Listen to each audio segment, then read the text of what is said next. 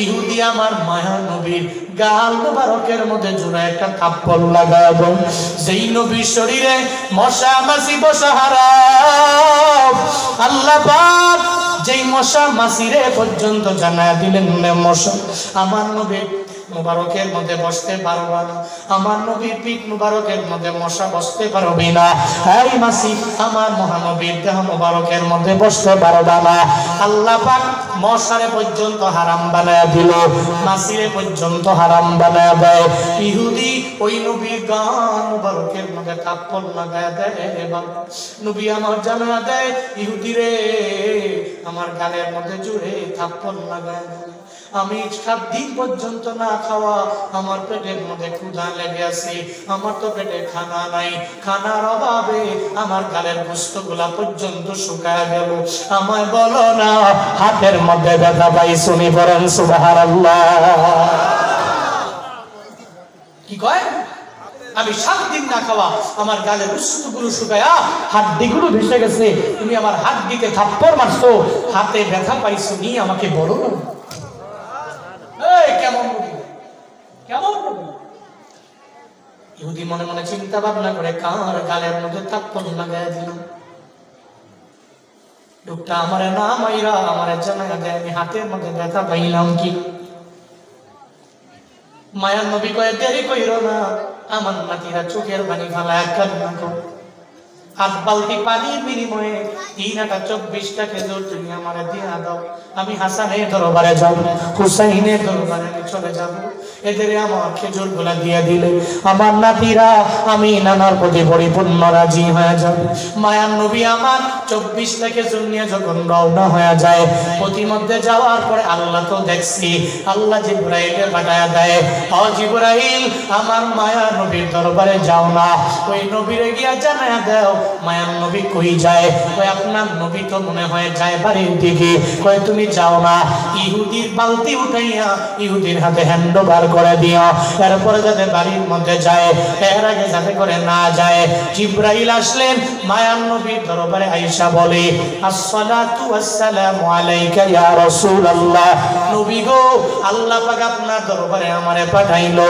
ও পয়গম্বর আমার, আল্লাহ পাঠাইছেন ইহুদির বালতি কূপের মধ্যে ভাঙায়। কই যান নবী? কই হাসানের দরবারে যাই, হুসাইনের দরবারে যাই। কই না না, আগে বালতি উঠে দেওয়া লাগবে, এরপরে ওই বালতি ইহুদির হাতের মধ্যে হ্যান্ড ওভার করে দিয়া এরপরে আপনি বাড়ির মধ্যে চলে যাবেন। মায়ার নবী ডেকে বলেন, ও জিবরাইল ভাই আমার, বালতি উঠানোর মতো কোনো যন্ত্র আমার কাছে নাই, আমি কোনো যন্ত্র আনি নাই, বালতি আমি উঠাইতে পারবো না। জিবরাইল ডেকে বলে, পয়গম্বর ওই কূপ থেকে বালতি উঠানোর জন্য আপনার যন্ত্র লাগবে না, কোনো দুনিয়া বিলাইনের কোনো কিছুর প্রয়োজন নাই। ও নবী আমার, আমার সঙ্গে চলেন, ওই বালতি উঠানোর দায়িত্ব তো আমার আল্লাহ, আপনি শুধু বলবেন বাকিটা আল্লাহই তো করে নিবে। জিবরাইল যখন নবীর সঙ্গে করে লইয়া যখন কূপ বরাবর যায়, জিবরাইল বলে, নবী আমার কোনো যন্ত্র লাগবে না, দড়ি লাগবে না, কোনো সাপোর্টের প্রয়োজন নাই, আপনি বলেন না আল্লাহর ইশারায়। গরু গোশতের ধারে কাছে আমরা পাই নাই, গরু গোশত পাওয়া যায় না, মাঝে মাঝে মুসলমানদের দোকান যদি খুঁজে পাই, এরপরও কেমন জানি বারবার সন্দেহ মনে হয়। 3 দিনে ঠিক মতো খাইতেও পারলাম না, ঠিক মতো পানীয় গুলো পান করতে পারলাম না, খালি মনের মধ্যে চিন্তা, হায় রে যদি জীবনে একবার তুমি হারাম খাওয়াইয়া দেয়, আল্লাহ পাক এই জবানটা কত পরিমাণে পবিত্র রাখছে, এখনো পর্যন্ত কোনো বিড়ি টান দেই নাই জীবনে, সিগারেট টান দেই নাই জীবনে, মদ্যপান করি নাই জীবনে, এখনো পর্যন্ত কোনো মাদক দ্রব্য এই জবান দিয়ে সেবন করলাম না।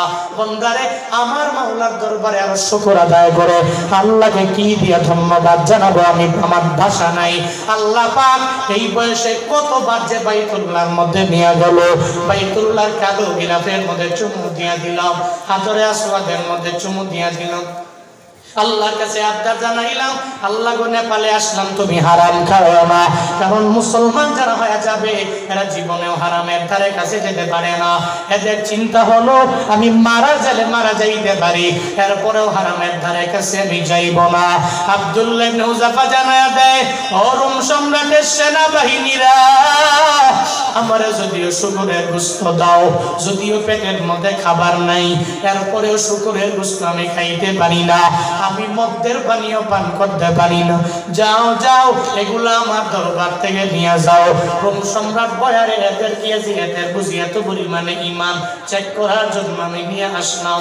এবার রোম সম্রাট যখন আব্দুল্লাহর দরবারে যায়, যায় বলে, ও আব্দুল্লাহ কোনো অফার বাকি আছে, এখনো সময় আছে, গ্রহণ করে নাও, না হয় দুনিয়া থেকে বিদায় করে দেওয়া হবে।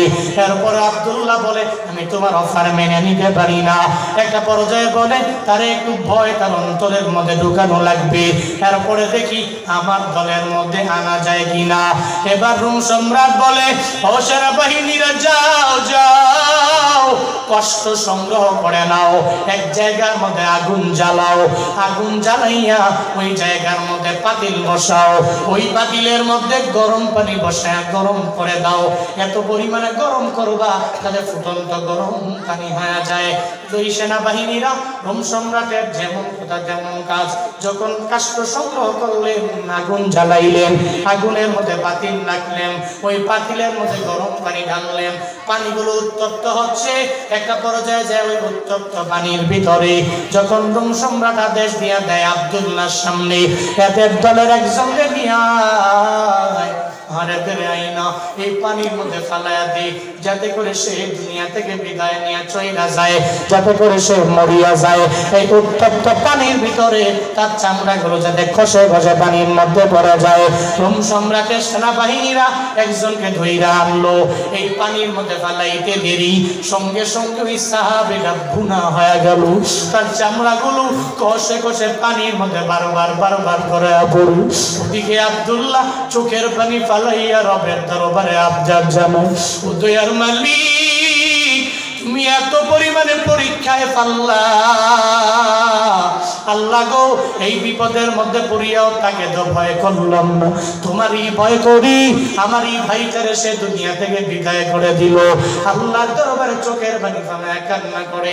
রোম সম্রাট বুঝতে পারে, রোম সম্রাট বলে, তুমি বুঝি মরণের ভয়ে কান্দো, তোমারে পানিতে ফেলায় দেওয়া হবে না, তোমার বন্ধুরে ফেলায় দেওয়া হলো, এখনো অফার বাকি আছে, তোমার ইমানটা থেকে তুমি লাইনচ্যুত হয়ে যাও, আমার দলের মধ্যে আসো না।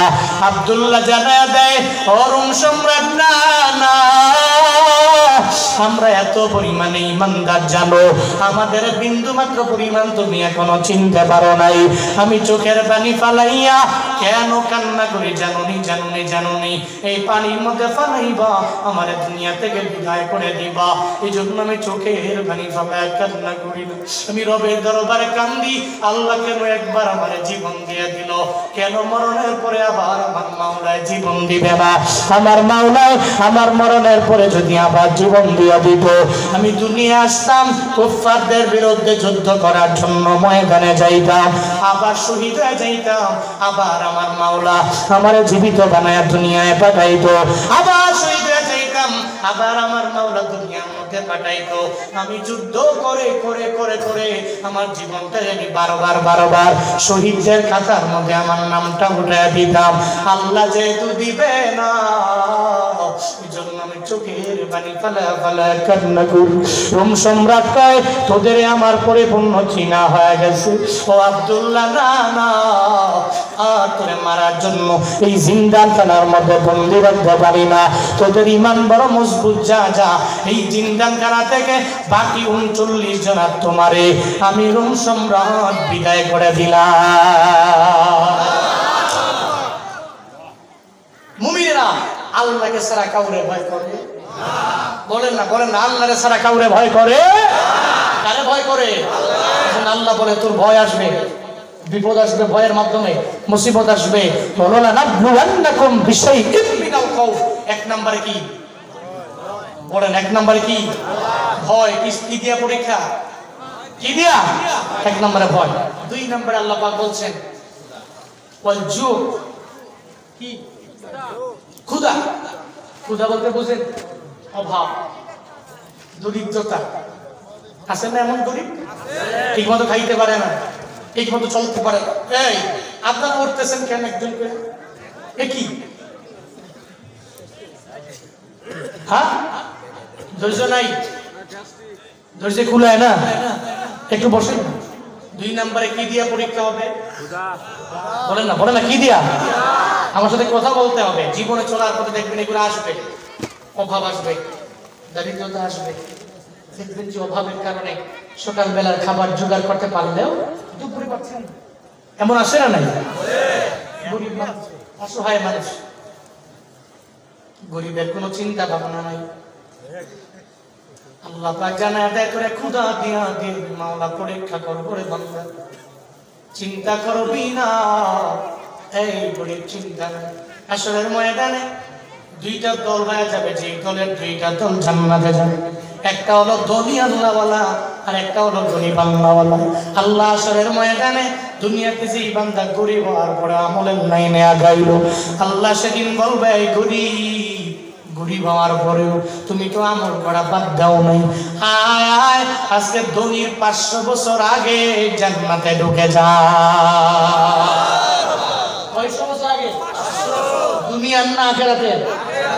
না, দুনিয়ার না আখিরাতের। যার একদিনের সমান 50,000 বছর। সুবহানাল্লাহ, আরো জোরে বলবেন না? এরকম 500 বছর আখিরাতের, 500 বছর আগে ধনী আল্লাহওয়ালার আগে গরিব আল্লাহওয়ালা জান্নাতে চলে যাবে। কারণ গরিবের তো টাকা নাই, গরিবের তো বাড়ি নাই, গরিবের তো গাড়ি নাই, গরিবের তো সম্পত্তি নাই। গরিব চিন্তা নেই। চিন্তা কেন? বরং নিজে গরিব হওয়ার পরে অনেকে আছে খালি গরিব হইলে একটু কিছু হইলি প্লেট নিয়ে ভিক্ষার জন্য দাঁড়ায়। আছে না নাই? কথা বলে না কেন? আছে না নাই? এই গরিব ভিক্ষা নিয়ে যারা করে আর 2 প্লেট নিয়ে যারা দাঁড়ায়, আমার আফসোস লাগে। এমন কিছু ব্যক্তি আছে, সুন্দর পা আছে, হাত আছে, চাইলেই কর্ম করে খাইতে পারে, কিন্তু মনে করে যে ভিক্ষা ব্যক্তির ব্যবসাটা মোটামুটি ভালোই। ঠিক কিনা? কোনো কিছু লাগে না, খালি এটা নিয়ে দাঁড়ায় গেলে হইল। অথচ একটু চিন্তা করে না, ইসলামের 2টা জিনিস নিকৃষ্ট হালাল। সবাই বলে না কয়টা? 2টা জিনিস নিকৃষ্ট হালাল। হালাল তো এটা কি? নিকৃষ্ট একেবারে। 1 নাম্বার তালাক। কি বলো না? কি সমাজে তালাক আছে না নাই? আসেনি? মাঝে মাঝে হোয়াটসঅ্যাপ চেক করলে দেখি মাথা গরম করে প্রথমে এত বড় একটা মেসেজ দিস, তো জানে হুজুরের হাতে এই সময় নাই, হে মেসেজ জীবনও দেখবো। আসলে প্রতিদিন এই ফোনে অহংকার, আল্লাহ মাফ করুক, অ্যান্ড্রয়েডে প্রতিদিন 200, 250, 300 ফোন আছে খালি মাহফিলে, তো ধরতে পারে না। অনেকে রাগারাগ করে নৌকায় গেছিলাম, নৌকা যাওয়ার পরে ড্রাইভারে যায়, এই নিয়ে ফোন ধরেন না। ড্রাইভার কয় আমি তো গাড়ি চালাই আসে, ফোন ধরবো কতক্ষণ? পিএসের কয় আপনি ধরেন নাকি? আমার কিছু বলতে পারে না, ওই 2জনে থাকছে, ফোন ধরেন নাকি? এখন যতই তারা বলে যেই পরিমাণ ব্যস্ত আমরা থাকি দেখতে পারি না, তো হোয়াটসঅ্যাপে পরে একটা ভয়েস দেয়, হুজুর আমার বউ লোক ঝগড়েছে, ছোট কি নিয়ে তরকারির ভিতরে লবণ বেশি দিছে। কি নিয়ে কথা কয় না কেন? তরকারির ভিতরে। এটার জের ধরে 2জনে একটা পর্যায়ে একজনে ধমক দেয়, আর একজনে ধমক দেয়। স্বামী বিবিরে দেয়, বিবি স্বামীরে দেয়। একটা পর্যায়ে আমি তো কয়ে গেছি, তুই তালাক, তোর বাও তালাক, তোর মাও তালাক, তোর 14 গোষ্ঠী তালাক। এখন হুজুর ফতোয়া বুঝতেছে, টাকা টুকা দিয়া ফতোয়া একটু ঘুরাই দেওয়া যাবে কিনা? আমি কইলাম, বিয়া করলেন আপনার বউরে, তালাক দিলেন তার মারে। আছে না নাই? তালাক বৈধ, তবে নিকৃষ্ট পর্যায়ের বৈধ। নিয়ত করেন স্বামীরা জীবনের আঘাত নেই, অনেক রাগ, ক্রোধান্বিত হয়ে যাবেন, রাগান্বিত হয়ে যাবেন, কি করবেন? আল্লাহ তো আমাদের মা বোনদের বানাইছেই এমনি। ঠিক কিনা? ঠিক কিনা? এরা মাঝে মাঝে একটু বলবে, আজকের মা বোনরা খুশি হয়ে যাবে, হুজুর পাইছি। হুজুরি তো দরকার, খালি আমগো পক্ষে দিকো। এদেরকে আল্লাহ বানাইছি এমন, এরা বলবেই এমন। এই জন্য রাগান্বিত হওয়া যাবে না, ক্ষুধান্বিত হয়ে তালাক নিকৃষ্টতম এই জায়েজ কাজটা করার দরকার। আল্লাহ ওদের প্রত্যেককে সঠিক বুঝদান করেন, সকলেই পড়ি আমিন। এরপরে 2 নম্বরে হচ্ছে ভিক্ষা বৃত্তি, জায়েজ তবে নিকৃষ্ট। নিয়ত করেন, আল্লাহর কাছে দোয়া করেন, আল্লাহ জীবনেও কোনোদিন ভাঙ্গা প্লেট নিয়া, বাসন নিয়া মানুষের দ্বারে তুমি পাঠাইও না, সকলেই পড়ি আমিন। আরো জোরে পড়েন আমিন। আরে নবী, আল্লাহ পাক নবীর যেই জায়গায় বলছেন, আমি পুরা উহুদের পাহাড়টাকে গোল্ড অফ মাউন্টেন, স্বর্ণের পাহাড় বানায় দিবে। কি বানায় দিবে? পৃথিবীতে সবচেয়ে উঁচু উঁচু বড় 10টি পাহাড় আছে, সবচেয়ে বড় এই 10টি পাহাড়ের ভিতরে একটা পাহাড় উহুদ পাহাড়। সুবহানাল্লাহ পড়বেন না? এর মধ্যে সবচেয়ে বড় হলো নেপালে এভারেস্ট, মাউন্ট এভারেস্ট, হিমালয়। আল্লাহ আমাকে দেখার তৌফিক দিয়েছে, গেছি দেখলাম। সুবহানাল্লাহ, পৃথিবীর সর্বোচ্চ চূড়া মাউন্ট এভারেস্ট। আল্লাহ পাক নবীকে বললেন, এই পুরো উহুদটাকে আমি গোল্ড দিয়ে ভরপুর করে দেব, যদি আপনি চান আপনারা দিয়ে দেব। নবী কয়, আমি এক বেলা খাবার পাবো আলহামদুলিল্লাহ পড়ে নেব, আর এক বেলা পাবো না নিজের সবির বানায় নিব। সুবহানাল্লাহ পড়বেন না জোরে?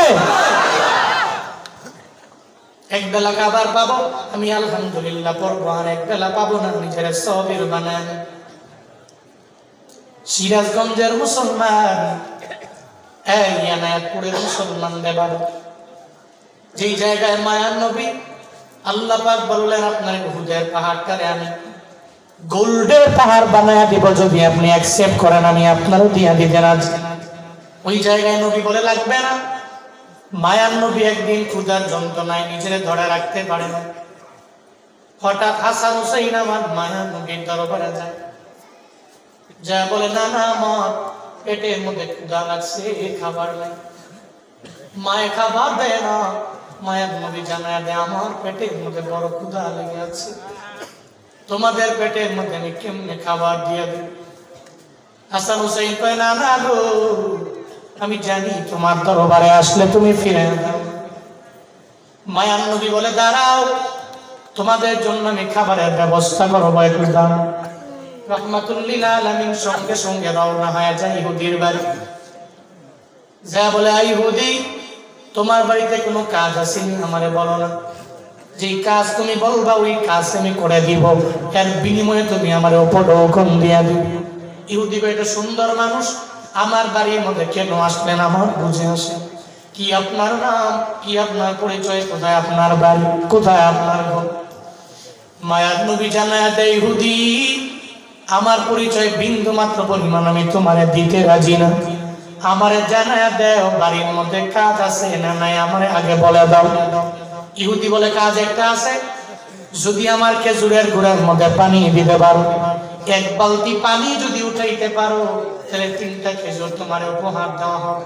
2টা উঠাইতে পারলে 6টা খেজুর তোমার উপহার দেওয়া হবে। ধারাবাহিকভাবে যত বালতি পানি তুমি ওই খেজুর গাছের গোড়ার মধ্যে কূপ থেকে উঠে দিতে পারবা, তোমার খেজুর গুলো দিয়ে দেওয়া হবে। মায়ার নবী বলো, অসুবিধা নাই, আমি তোমার এই কাজটাকে পরিপূর্ণ গ্রহণ করে নিব। বালতিটা আমার হাতে দাও, আমি কূপ থেকে পানি উঠে দেব। কূপ থেকে পানি উঠাইয়া তোমার খেজুরের গাছের গোড়ার মধ্যে পানি দিয়ে দেব। মায়ার নবী আমার বালতি উঠে যখন পানি দিতে আরম্ভ করলেন, 1 বালতি পানি উঠাইলেন, 2 বালতি পানি উঠাইলেন, 3 বালতি পানি উঠাইলেন। আর বালতি পানি উঠানোর পরে 9 নাম্বার বালতিটা যখন আমার মায়ার নবী কূপের মধ্যে সাইরা দেয়, আমার মাওলার কুদরত, ওই বালতিটা নবীর হাত থেকে সিরা কূপের মধ্যে পড়ে যায়।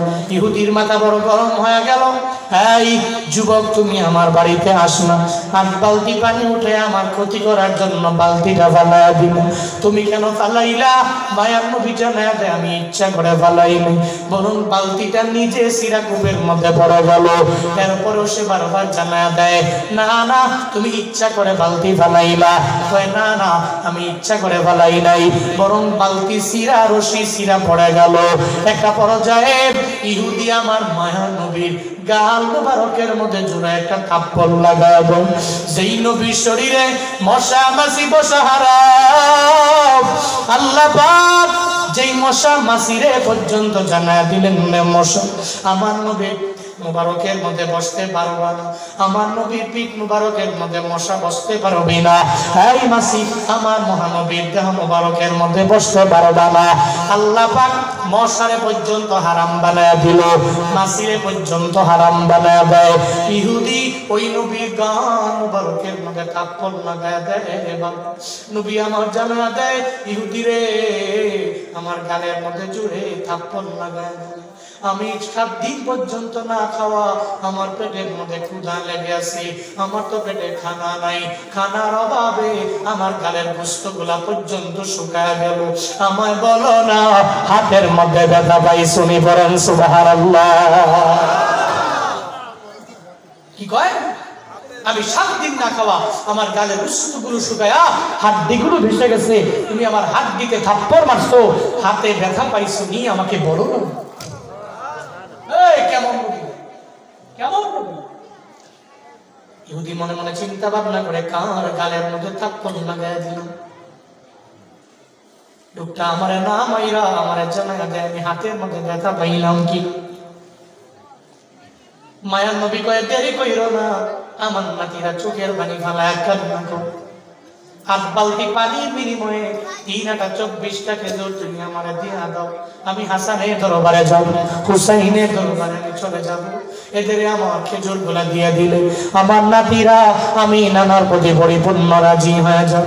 মায়ার নবী আমার 24টা খেজুর নিয়ে যখন রওনা হয়ে যায়, প্রতিমধ্যে যাওয়ার পরে আল্লাহ তো দেখছি আল্লাহ জিবরাইলকে পাঠায়া দেয়, ও জিবরাইল আমার মায়ার নবীর দরবারে যাও না, ওই নবীরে গিয়া জানায়া দাও মায়ার নবী কই যায়। কই আপনার নবী তো মনে হয় যায় বাড়ির দিকে।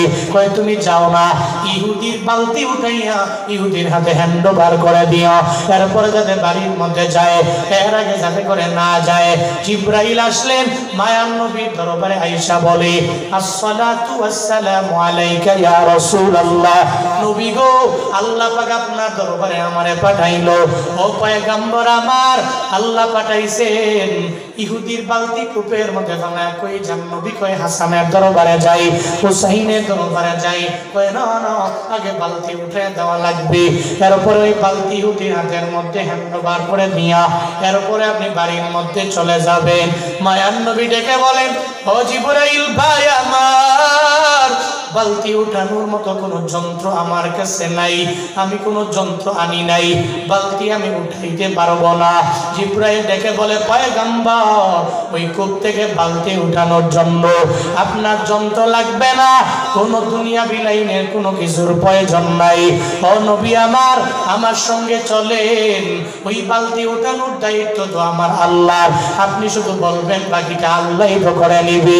জিবরাইল যখন নবীর সঙ্গে করে লইয়া যখন কূপ বরাবর যায়, জিবরাইল বলে, নবী আমার কোনো যন্ত্র লাগবে না, দড়ি লাগবে না, কোনো সাপোর্টের প্রয়োজন নাই, আপনি বলেন না আল্লাহর ইশারায় এই বালতি তুই আমার হাতের মধ্যে চলে আয়। মায়ার নবী কয়, বালতি রে আয় আয় আয়, আমার রবের ইশারায় আমার হাতের মধ্যে আয়। আমার মায়ার নবী খুব বরাবর যাইয়া এই বালতিকে বলে, বালতি রে আল্লাহর ইশারায় আমার হাতের মধ্যে আয়। বলতে দেরি হয়ে যায়, বালতি নবীর হাতে আসতে দেরি করে না। আরো জোরে পড়া যাবে না, আল্লাহু আকবার। বালতি কান আছে? কথা কয় রাখে? কান আছে? চোখ আছে? নাক আছে? বালতি শুনে? বলতে পারে? তো নবী ডাকলেন, আসলেন কেমন? আসলেন কেমন? একটা বালতি যদি আমার মদিনাওয়ালার নবীটাকে শুই না হাতের মধ্যে আসতে না পারে, এই সিরাজগঞ্জের মুসলমান, একটা মৃত খেজুর গাছ কেমনে আমার নবীর জন্য বিরহের বেদনায় চোখের পানি ফালা কান্দে। মৃত খেজুর গাছ নবীর বিরহের বেদনায় চোখের পানি ফালায় ফালায় কান্দে। কেমনে শুনে? কিন্তু কপাল পোড়া আশেকরা খালি 12 রবিউল আউয়াল আসলে দৌড় মারলেন, পুরা বছরে খবর নেই। নবীর নিয়ে কটূক্তি করলো, বাইতুল মুকাররমে যাদের ওহাবি কইলেন সারা জিন্দেগি ভর এরাই নবীর প্রেমে ময়দানে নাইমা নিজের জীবন পর্যন্ত দিয়ে দিল, আপনি গেলেন না। হাসরের ময়দানে খালি বলবেন, এই মাহফিলে গেছিলাম, আহলুস সুন্নাত ওয়াল জামাতের অতন্ত্র প্রহরী, খালি ট্যাগ লাগাইছি, মাগার নবীর নিয়ে কটূক্তি করার পরে ময়দানে নামতে পারি নাই। হাসরের ময়দানে নবী আপনারে সুপারিশ কইরা জান্নাতে নেওয়ার লেগে বই রইছে। আল্লাহ আমাদের প্রত্যেককে সঠিক বুঝদান করেন। আরো জোরে বলেন আমিন। আর একটু আওয়াজ করে চিল্লা পড়েন না আমিন। আপনারা কি রাগ করতেছেন? আপনারা কষ্ট পাচ্ছেন? উস্তুনে হান্নানা, গাছ না মানুষ, কয় না গাছ না মানুষ, নবীর জন্য কাঁদে। কার জন্য কাঁদে? নবীর জন্য। আরে নবীরে পাই না, পাইছি নবীরে, কিন্তু নবীর রওজায় যাওয়ার জন্য মন চায় না। ওই যুবকেরা মন চায় না? কারা কারা মক্কায় যেতে চাও, মদিনায় যেতে চাও? দুটো হাত তুলে আল্লাহকে দেখো। হে রব, আপনি তাকায় দেখেন, আপনার এই বান্দাগুলো মক্কায় যেতে চায়, মদিনায় যেতে চায়, মক্কা মদিনায় না নিয়া আপনি মরণ দিয়েন না। সকলেই পড়িয়া আমিন। আরো জোরে পড়েন না আমিন। বড় আশা ছিল যাব মদিনায়, একটু পড়তে পারবেন? বলেন না, মনে বড় আশা ছিল যাব। শুনেন, ইশক নিয়া, ইশক নিয়া, ইশক বুঝেন? লাভ বুঝেন? লাভ, ভালোবাসা বুঝেন? যুবকেরা ভালো করে জানে। তোমরা প্রেম করো, আমি জানি এটা, আই নো দ্যাট। অধিকাংশরাই আছে প্রেম করে। কেউ যদি দোয়া করেন 5 বছর হয়ে গেছে প্রেম করতেছি, আমার কাছে দোয়া চায়, হুজুর দোয়া করেন 5 বছর হলো প্রেম করতেছি যাতে এই মাইয়াটারই পাই। এর দোয়া চায়, এটা চায় না যে হুজুর দোয়া করে যাতে নামাজি হতে পারে। এর চায় যে 5 বছর ধরে প্রেম করি যারে তারা যাতে পায়। আছে না নাই? এটা তো ভালো বুঝো, কিন্তু ইশক নবীর প্রতি যদি একটু লাগাইতে পারো অন্তরে, একটা পিঁপড়া 7 সাগরের পারে বসে আল্লাহর দরবারে কান্দে, আমার মনের আশা আল্লাহ তুমি আমার মক্কা মদিনায় নিয়ে যাও। সুবহানাল্লাহ জোরে পারবেন না? হযরত জালালউদ্দিন রুমি রাহমাতুল্লাহি আলাইহি জানেন, 7 সাগরের পারে বসে একটা পিঁপড়া চোখের পানি ফেলে কারবার কান্দে, আল্লাহ গো তুমি আমার বাইতুল্লাহ নিয়ে যাও, আমার মদিনায় নিয়ে যাও, নবীর রওজায় তুমি আমারে নিয়ে যাও। আমি যাইতে পারবো না, ওই এবিলিটি আমার নাই, আমি যাইতে পারবো না, ওই ক্ষমতা আমার নাই। পিঁপড়ায় কান্দে, আল্লাহ কবুতরের জানা দেয়, এই কবুতর কেন পিঁপড়ার দরবারে যাস না? আর ওই পিঁপড়ার দরবারে যাইয়া পায়ের মধ্যে কেন লস না? তো পায়ের মধ্যে ঝুলাইয়া আমি রবের ঘরের মধ্যে কেন আনস না? পিঁপড়া আসলেন, ওই পিঁপড়ার দরবারে কবুতর এসে বল, এই পিঁপড়া, বিমান তোমার দরবারে হাজির হয়ে গেছে, আমার পায়ের মধ্যে কামড় দাও, তোমারে নিয়া বাইতুল্লাহে চইলা যাই। মনে বড় আশা ছিল,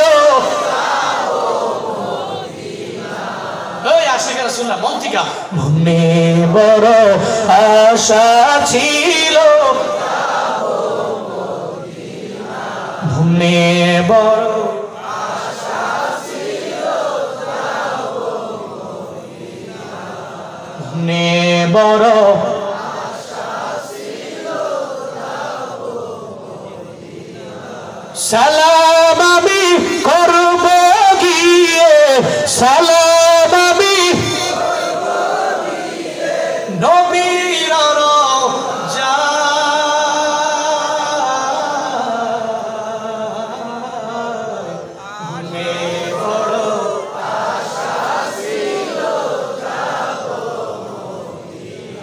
মনে বড় আশা ছিল রূপ সাগর পারি দিব আমার তোরি পাখি নয় তুরি যাব জানাতে ভর করি রূপ সাগর পারি দিব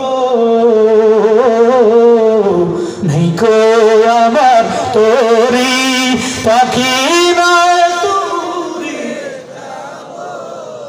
জানাতে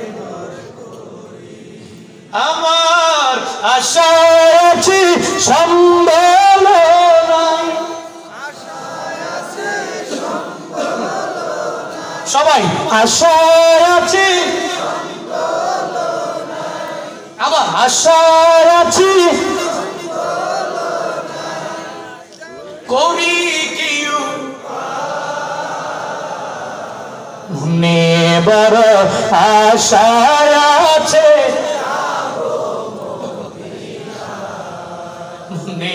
বড় আশা ছিল আল্লাহ জীবনে একবার হলেও মক্কা মদিনায় যাওয়ার মতো তৌফিক আমাদের সবাইকে আপনি দান করেন পড়েন আমিন উস্তুনি হান্নানা কান্দে নবী কয় কান্দবে নবী আপনি মক্কা থেকে মদিনায় আসলেন আপনার দেহ মোবারক আপনার পিঠ মোবারক আমার দেহকে লাগলো আমার দেহটা ধন্য হয়ে গেছে আরো জোরে আওয়াজ করে পড়া যাবে না আল্লাহু আকবার উহুদের ময়দানে নবীর দামদার মুবারক শহীদ হয়ে হেলমেট ভেঙে হেলমেটের লোহার অংশটা যখন নবীজির মাথায় ওই সময় নবীজির রক্ত মুবারক উহুদে গড়ায় কোন সাহাবী যেন এসে কয় কার রক্ত রে নবীর রক্ত নবীর রক্ত সঙ্গে সঙ্গে রক্তের প্রতিটি কোণা অংশ মাটি সহ চেটে খেয়ে ফেলে নবী কয় কে খাইছে অমুক সাহাবী খাইছে কয় তুই কি আমার রক্ত খাইলি নাকি জাহান্নামটা তোর জন্য হারাম করলি এর মানে তুই আমার রক্ত খাইতে দেরি জাহান্নাম তোর জন্য হারাম হইতে বিন্দু মাত্র পরিমাণ দেরি হবে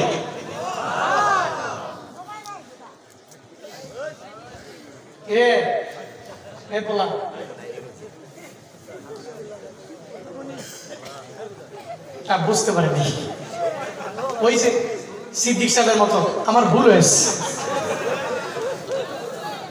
হ্যাঁ ক্ষমা করে দিস সামনে আর দিকে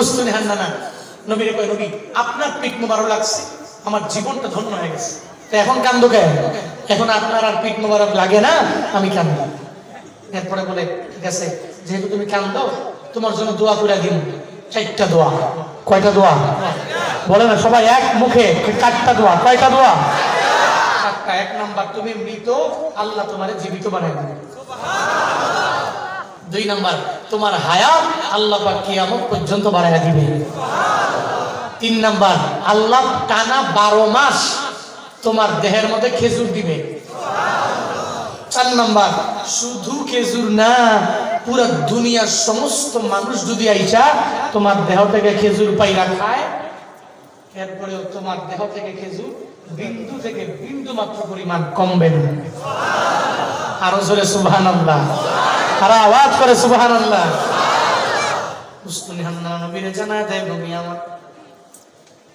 4টা দোয়ার একটা দোয়া লাগবে না কোন দোয়ার প্রয়োজন নাই বাবা দুনিয়াতে আপনি বাঁচবেন কয় বছর পয়গম্বর বলে আমি জানি না আমার মাওলায় কোন সময় আমার দরবারে মালাকুল মউত পাঠায় তবে যেহেতু আমি মানুষ আমার দুনিয়া থেকে বিদায় নিয়ে চলে যাওয়া লাগবে উস্তুনি হান্নানা কয় নবী গো আপনার বিদায় নেওয়ার পরে আমি আপনার চেহারা মোবারক দেখতে পারবো না পয়গম্বর হাসরের ময়দানে যে জান্নাতের মধ্যে আপনি থাকবেন জান্নাতে যে একবার ঢুকবে ওই জায়গা থেকে বের হইতে মন চাইবে না জান্নাতে ঢুকছে তো ঢুকছে জীবনে কোনোদিন বের হবে না।